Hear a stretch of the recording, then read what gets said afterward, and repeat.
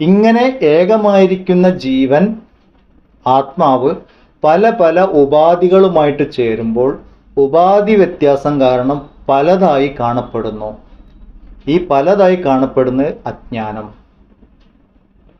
അതുകൊണ്ട് പല പല ജീവന്മാർ ഇല്ല എന്ന് തന്നെ നമ്മൾ മനസ്സിലാക്കണം. ഉപാധി ഭേദം എന്ന് പറഞ്ഞാൽ ഏത് ഇൻസ്ട്രുമെന്റുമായിട്ടാണോ ചേരുന്നത് അതുമായിട്ട് ചേരുമ്പോൾ അത് പലതായിട്ട് കാണുന്നു. നമ്മുടെ സ്വന്തം ശരീരത്തിലും അങ്ങനെ തന്നെയാണ്. വിശ്വൻ, തൈജസൻ, പ്രാജ്ഞൻ എന്ന് പറയും.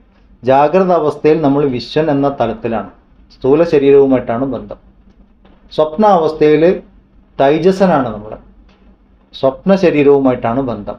സുഷുപ്തി അവസ്ഥയിൽ പ്രാജ്ഞനാണ്. സ്ഥൂലമായിരിക്കുന്ന ഈ സമയത്ത് നമ്മൾ സ്ഥൂല ശരീരം, സൂക്ഷ്മ ശരീരം, കാരണ ശരീരം, ഇത് മൂന്നും നമ്മൾ ഓർമ്മിച്ച് വെക്കണം. ജാഗ്രത, സ്വപ്ന, സുഷുപ്തി, സ്ഥൂല ശരീരം, സൂക്ഷ്മ ശരീരം, കാരണ ശരീരം. സ്ഥൂല ശരീരം അന്നമയ കോശം, പ്രാണമയ കോശവും മനോമയ കോശവും വിജ്ഞാനമയ കോശവും കൂടി ചേരുമ്പോൾ സൂക്ഷ്മ ശരീരം. ഇത് രണ്ടും കൂടി വേർപെടുന്ന സമയം, അന്നമയ കോശം പൂർണ്ണമായിട്ട് വേർപെടുന്ന സമയത്തിന് നമ്മൾ മരണം എന്ന് പറയും. നമ്മളുടെ കാഴ്ചയിലുള്ള മരണം എന്ന അനുഭവമാണ്. യഥാർത്ഥത്തിൽ എന്താ സംഭവിച്ചത്? ജാഗ്രത അവസ്ഥയിൽ അതിനെ നമ്മൾ കാണുന്നു, അത്രേ സംഭവിച്ചുള്ളൂ. പക്ഷെ സ്വപ്നാവസ്ഥയിൽ അതുണ്ടാവാം. മരിച്ച പോലെ എത്ര പ്രാവശ്യം നമ്മൾ സ്വപ്നം കാണുന്നുണ്ട്, അവരോട് സംസാരിക്കാറുണ്ട്. ഇത് മനസ്സിലാക്കി കഴിഞ്ഞാൽ നമുക്ക് ജനിമൃതികൾ എന്ന ഈ പ്രശ്നത്തിന്റെ ഉത്തരം കിട്ടും. അറിവിന്റെ തലത്തിൽ ജനനമോ മരണമോ ഉണ്ടായിട്ടില്ല. ഭഗവാൻ പറഞ്ഞു, ന ജായതേ മ്രിയതേ വാ കഥാചിത് ന്യായം ഭൂത്ത ഭവിതാവാൻ ഭൂയ. ഭഗവാൻ പറഞ്ഞു, അർജുന, അറിവിന്റെ തലത്തിൽ നോക്കുമ്പോൾ ജന്മമരണങ്ങളൊന്നും ഉണ്ടായിട്ടില്ല എന്ന് പറഞ്ഞു. പക്ഷെ നിന്റെ തലത്തിൽ, അജ്ഞാനിയുടെ തലത്തിൽ നോക്കുമ്പോൾ, ഈ തത്വങ്ങൾ അറിയാത്തവരുടെ തലത്തിൽ നിന്ന് നോക്കുമ്പോൾ ജാതസ്യ ഹി ധ്രുവോർ മൃത്യു ധ്രുവം ജന്മമൃതസ്യ, ജനിച്ചിട്ടുണ്ടോ മരിക്കും, മരിച്ചിട്ടുണ്ടോ ജനിക്കും. ഇതന്നെ ഈ കയറിയിറങ്ങൽ ഉണ്ടായിക്കൊണ്ടിരിക്കും. സംസാരാനുഭവം തുടർച്ചയായിട്ട് വന്നുകൊണ്ടിരിക്കും. അറിവില്ലെങ്കിൽ, അറിവുണ്ടെങ്കിൽ സംസാരത്തിൽ നമ്മൾ മുക്തി നേടും. കാരണം ഈ സംസാരത്തിന് കാരണം വിജ്ഞാനമയ ശരീരമാണ്, വിജ്ഞാനമയ ദേഹം. 4ാമത്തെ സ്റ്റേജ് ഒരു ഭയങ്കര സ്റ്റേജാണ് ഈ ഒരു അറിവിൻ്റെ. ഈ ഒരു അറിവാണ് നമ്മൾ മുഖ്യമായിട്ട്, ഇത്രയും സാധന, തീർത്ഥയാത്രകൾ ചെയ്യുന്നു, സ്വാധ്യായം ചെയ്യുന്നു, എല്ലാം ചെയ്യുന്നത് എന്താ? ഈ വിജ്ഞാനമയ ശരീരത്തിനൊന്ന് അപ്പുറത്തേക്ക് മാറിക്കിട്ടണം, അഹങ്കാരത്തിന് ഇല്ലാണ്ട്. ഇങ്ങനെ ഒരു സ്റ്റേജ് ഉണ്ട്. ആ സ്റ്റേജ് നമ്മൾ നിത്യം അനുഭവിക്കുന്നുണ്ട്. ആ സ്റ്റേജ് പോകുന്ന സമയത്ത് നമ്മൾ പറയും ആനന്ദമയ കോശത്തിലാണ്. അതാണ് ഇപ്പം നമ്മൾ മന്ത്രത്തിൻ്റെ അവസാനം പറഞ്ഞത്. ഈ വിജ്ഞാനമയ ശരീരത്തിനും ആത്മാവായിട്ട് അതിൽ നിറഞ്ഞിരിക്കുന്ന 5ാമത്തെ കോശം, ആനന്ദമയ കോശം, അവിടെ ഈ അഹങ്കാരം ഇല്ല.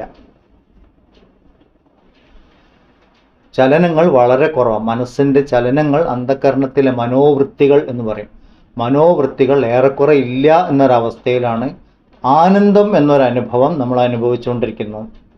അതുകൊണ്ട് അതിനെ ആനന്ദമയ കോശം, 5ാമത്തെ കോശം എന്ന് പറയും. ആ ആനന്ദത്തിനും വ്യത്യാസമുണ്ട്. 3 സ്റ്റേജ് പറഞ്ഞിട്ടുണ്ട്. പ്രിയം, മോദം, പ്രമോദം എന്ന് പറഞ്ഞിട്ടുണ്ട്. അതിനെക്കുറിച്ച് നമുക്ക് പിന്നെ നോക്കാം.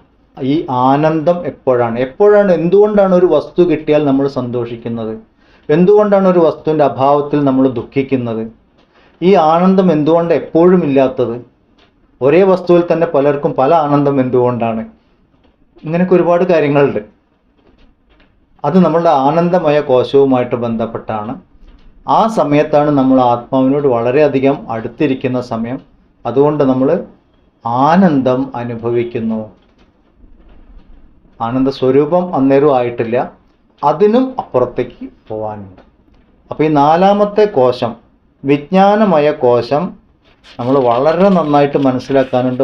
ഇത് മനനം ചെയ്ത് നമുക്കതിൽ ദൃഢത കിട്ടിക്കഴിഞ്ഞാൽ ജീവിതത്തിനെ കുറിച്ച് നമ്മൾ പേടിക്കുകയില്ല. കാരണം നമ്മൾ ഓരോ സ്റ്റേജായിട്ട് നമ്മൾ ഇതിനെ ഓവർകം ചെയ്തിട്ട് പോവുകയാണ്. ആനന്ദമയ കോശം എന്താണ് എന്ന് നോക്കാം. ആനന്ദമയ കോശം നമ്മൾ അനുഭവിക്കുന്നത് നല്ല ഉറക്കത്തിലാണ്, ഡീപ്പ് സ്ലീപ്പ്, സുഷുപ്തി അവസ്ഥ. ആ സമയത്ത് നമ്മൾ കാരണ ശരീരത്തിലാവും എന്ന് പറയും. ഇപ്പം സ്ഥൂല ശരീരം എന്താണെന്നറിയാം, സൂക്ഷ്മ ശരീരം എന്താണെന്നറിയാം. അടുത്ത മൂന്നാമത്തെ ദേഹം കാരണ ശരീരം, അതിനും അപ്പുറമാണ് ആത്മാവ് അല്ലേ. ഇപ്പം നമ്മൾ ഗണപതി അഥർവശീർഷ ഉപനിഷത്ത് പഠിക്കുമ്പോൾ എന്താ പറയാം, ത്വം ദേഹത്രയാതീത എന്ന് പറയും. 3 ദേഹങ്ങൾക്കും അപ്പുറമാണ്. ത്വം അവസ്ഥാത്രയാതീത, അവസ്ഥാത്രയങ്ങൾക്കും അപ്പുറമുള്ളതാണ്, ബ്രഹ്മമാണ്. ഭഗവാൻ ബ്രഹ്മമാണ്. ഇപ്പം നമ്മൾ ആത്മാവിൽ നിന്ന് ഓരോന്നുണ്ടാവും. ഇനിയിപ്പം അടുത്ത ക്ലാസ്സിൽ നമ്മൾ ഈ ആനന്ദമയ കോശം കൂടി കഴിഞ്ഞതിന് ശേഷം ആത്മാവ്, ഓരോ ശിഷ്യന്മാരുടെ ചോദ്യം, എങ്ങനെ ഈ സൃഷ്ടി ഇങ്ങനെ ഉണ്ടായി, സൃഷ്ടിയിൽ നിന്ന് എങ്ങനെ ആത്മാവിലേക്ക് എത്താം. ഇതാണ് ഇപ്പം നമ്മൾ ബ്രഹ്മാനന്ദ വല്ലിയിൽ പഠിച്ചുകൊണ്ടിരിക്കുന്നത്. അപ്പം നമ്മൾ ആദ്യത്തെ സ്റ്റോപ്പ് മനസ്സിലാക്കി, ലോകമുണ്ട്, ലോകത്തിൻ്റെ ഭാഗമായിട്ട് ശരീരമുണ്ട്. ശരീരം എന്താണ്? അന്നമയ കോശമാണ്, ഇത് മുഴുവൻ അന്നമാണ്. പിന്നെ മനസ്സിലാക്കി ഈ അന്നമയ കോശത്തിൽ മുഴുവൻ പ്രാണശക്തി നിറഞ്ഞിരിക്കുന്നുണ്ട്. അപ്പോൾ പ്രാണശക്തി ആത്മാവും അന്നമയ കോശം ശരീരവുമാണ്. പിന്നെ പ്രാണശക്തിയെക്കുറിച്ച് മനസ്സിലാക്കാൻ നോക്കി. അപ്പോഴാണ് മനസ്സിലായത് പ്രാണമയ കോശത്തിന് ആത്മാവായിട്ട് മനസ്സുണ്ട്, മനോമയ കോശമുണ്ട്. മനോമയ കോശം ആത്മാവാണ്, പ്രാണമയ കോശം ശരീരമാണ്. അപ്പോൾ ആദ്യം ആത്മാവാണ് എന്ന് പറഞ്ഞത് ശരീരമായി. മനോമയ കോശം ആത്മാവ്, പ്രാണമയ കോശ ശരീരം.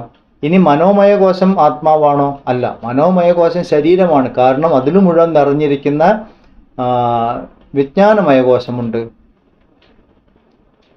വിജ്ഞാനമയ കോശം ആത്മാവും മനോമയം ശരീരവും എന്നേരം. അപ്പം ആദ്യം മനോമയം ആത്മാവായിരുന്നു, ഇപ്പം അത് ശരീരമായി. ഇനിയിപ്പോൾ പറയാൻ പോകുന്നത് എന്താണ്?